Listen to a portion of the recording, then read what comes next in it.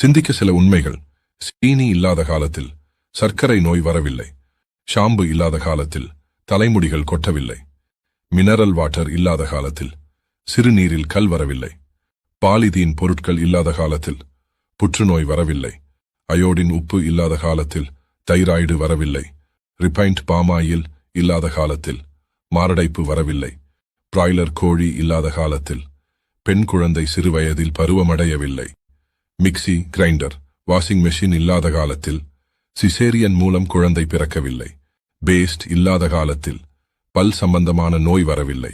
Napkin வருவதற்கு முன் கர்ப்பப்பை நோய் எதுவும் வரவில்லை.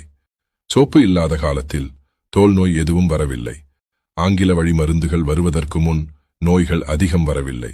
தாய்மொழி மூலம் கல்வி கற்கும் வரை சிந்தனை திறன் குறையவில்லை. இதற்கு எல்லாம் காரணம் வியாபார நோக்கம் மட்டுமே.